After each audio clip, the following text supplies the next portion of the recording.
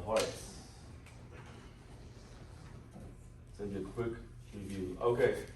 We all know that blood is pumped out from the left ventricle, the body, right? Via the aorta. We know that. So if blood is being pushed away from the heart, what are those vessels called? Arteries. Arteries, cool. Now, those arteries will eventually turn into very microscopic vessels that allow for gas exchange to occur in the tissue. What are those called? No, after that. Capillaries. Okay, capillaries. But yeah, you are correct. Before the capillaries, between the arteries and the capillaries, we do have the arterioles, the small arteries. Okay. So at the tissue level right here, from this side, from these vessels, what are we dropping off and what are we picking up? Dropping off oxygen and CO2. Awesome, dropping off oxygen.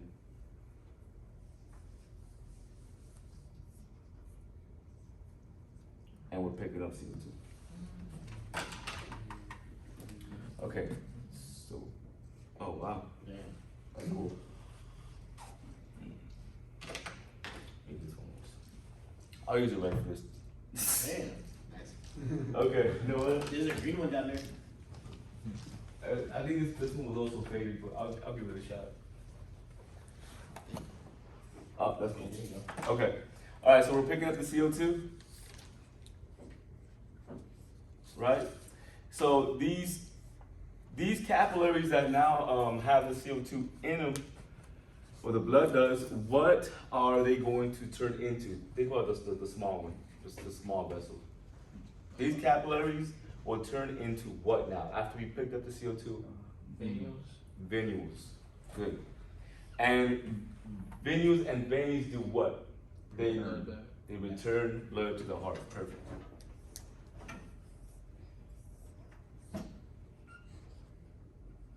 Venules. Okay. You already said these venules will turn into veins. This right here is going to represent every single vein in your body. And this blood that is now rich in CO2 is going to what part of the heart? The right. Specifically, what chamber? Atrium. Perfect.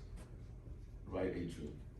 And the vessels that dump the blood into the right atrium are called the superior vena cava, SVC, and the inferior vena cava, IVC. If it's the SVC, where is that blood coming from? The bottom. Top, head, arms, right? No, you said superior.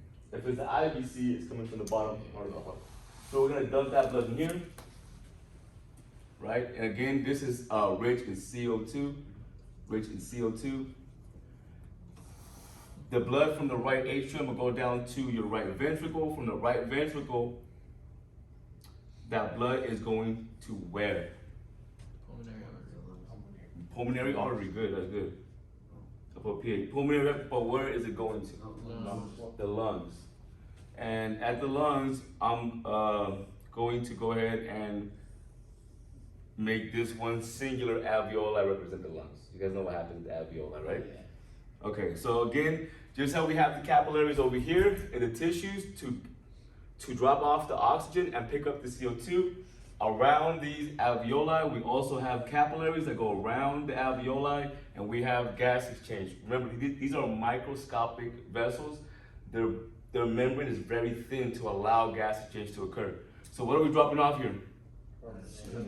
CO2, perfect. And we're picking up? Oxygen.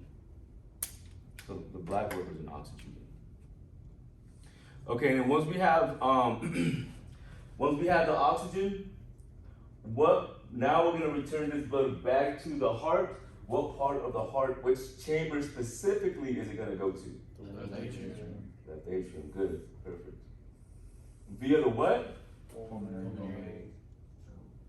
Vein brings it back to the heart. And we're gonna go into, I think you guys already said it, the left atrium. Blood's gonna go in here. Blood's gonna go down to your left ventricle. From the left ventricle, that's where we started at. We're gonna pump that blood out to your body, and that is the vicious cycle of life, right? So, all we talked about here, this right here is your entire circulatory system. That's what this is. It's composed of what three components? They're all right here. What makes your circulatory system? The pump, so the heart. Pump, pipes, and fluid. Okay, so pipe is the vessels, and then the fluid. That is all your circulatory system is. So now let's get into shock. So if we're talking about shock, what is shock to you, Manuel?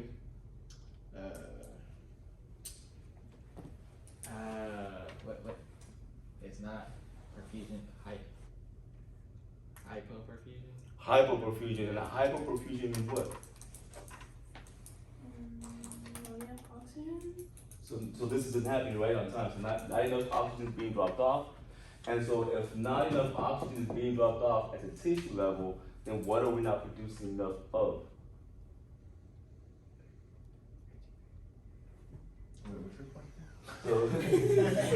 So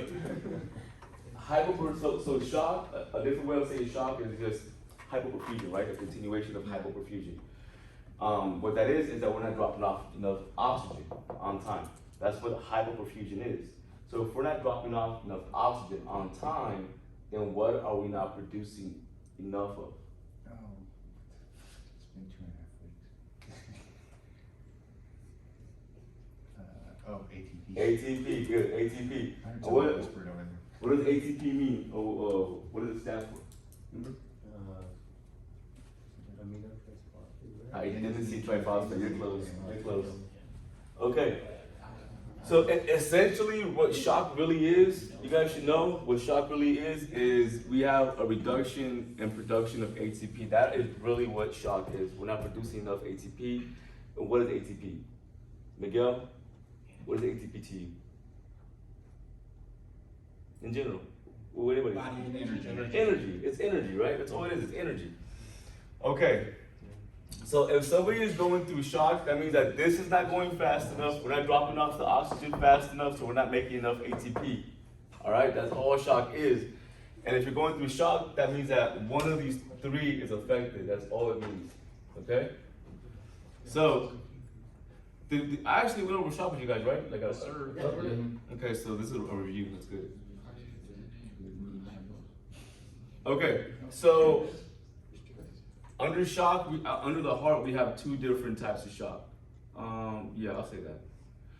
So if we are in hypoperfusion because it's a pump problem, what is the classification of that shock? What is it called?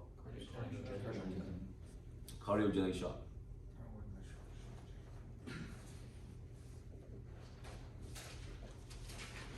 Okay.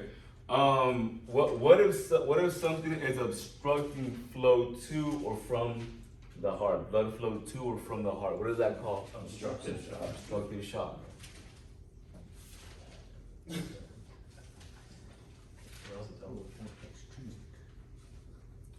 Okay. What if the issue is a vessel issue? What if the vessels are dilating, bringing that blood pressure down? Distributive shock.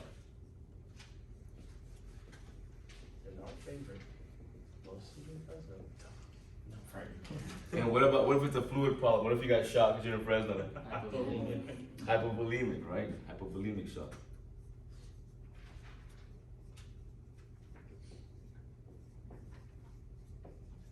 Cool.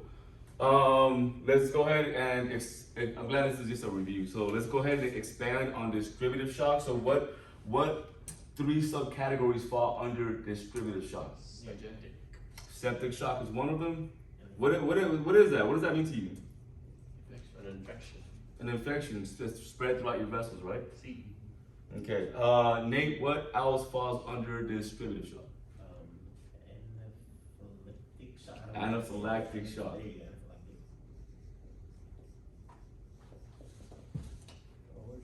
And what is the last one?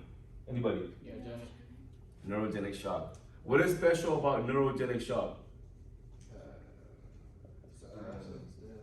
What will not happen? Compensation. There will not be compensation. So compensation is not occurring. So cancel Christmas. All right. Anaphylactic. So what happens? What is happening? What two things are occurring with both septic shock and anaphylactic shock? What are two things are occurring to the vessels? Permeability. Permeability meaning what? Fluids leaking. Leaking, right? So they get leaky. What else? Bronchoconstriction. No. What? Vasodilation. Cool. Vasodilation. All right. In anaphylaxis, what is the culprit? What is causing both the permeability and the vasodilation? What is that substance called? Histamine. Histamine. Good. Histamine.